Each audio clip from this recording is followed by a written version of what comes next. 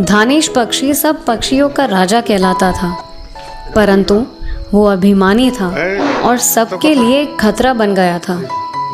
जब भी कोई छोटा पक्षी गलती करता, वो उसे मार देता।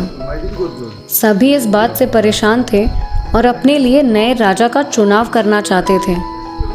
सबका मत बुलबुल के पक्ष में था।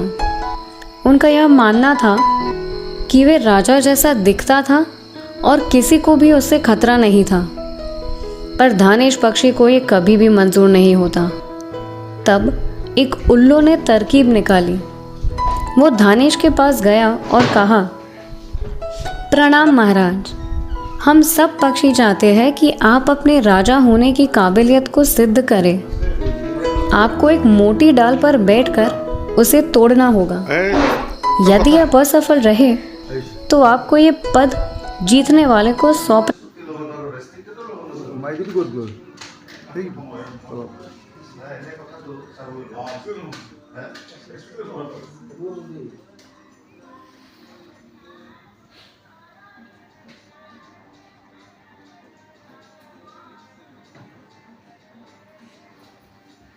जूता